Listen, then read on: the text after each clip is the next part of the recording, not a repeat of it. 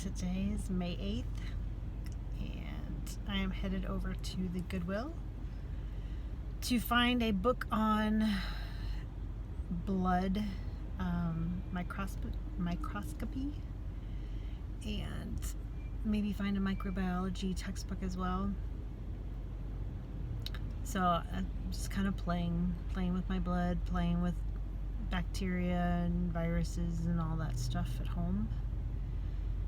And I woke up with a really horrible headache. Still have some weird stuff going on. So I've had weird experiences. So things that I can't explain through a virus. And I don't know how to explain that to somebody, but I was laying in bed one night and I heard a voice in between my husband and I say, "Does she believe?" And my husband also must have heard the voice and said, "Yes." And I don't know what that was. I don't know what I have no idea what that was. So I don't know if it was real. It was as real as you and me, so it was real. But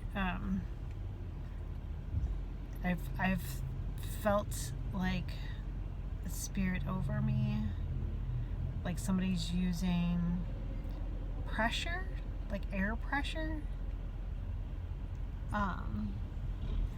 to make it feel like there's a person there in spirit. And of course my analytical mind is trying to say, well, how did they do that? How did that actually happen? Magnetic, I would say that it had to do with air pressure. Like it's basically using the nerves in my body that are sensing pressure and pain. And a lot of times the pain feels like it's over my body, not actually in my body, which is a really strange sensation. It's kind of hard to explain, but this headache seemed very much inside my head. It feels like there's a substance that when I think that it is actually following the pathway of my thoughts, and it's actually causing pain when it does that. And I can actually, as I'm thinking, I can actually feel my thoughts hurting my head at times, which is a really strange sensation, like really strange. There was this one incident too where I was sitting on the couch and I started thinking, and that there was a guy out on the road in our little tiny neighborhood, that as I was thinking, it almost seemed like his car was coordinated with my thoughts, and I got very scared, because I was afraid that by timing the world to my thoughts, that it was going to cause a lot of accidents, a lot of not good stuff. And at the second I thought that I panicked, the noise went away, and it went, the whole sensation went away. And I guess being scared that somehow my thoughts were actually causing people to react in a different way, which is really strange. And I don't know how to even explain it, so I don't know, I've never known what to do about it. I saw a psychiatrist about it. They gave me pills, and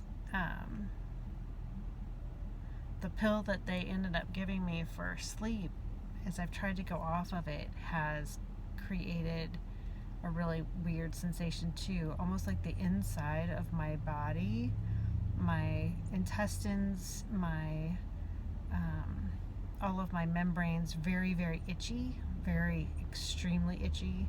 I broke out in a rash and hives when I tried to go off of it, and I was hearing people talk, but I couldn't see them. Somebody saying, "Get out of here," because I was in somebody's yard, but yet I couldn't see the person actually telling me to get out of there. So anyway, that's my reality, and you guys have kind of like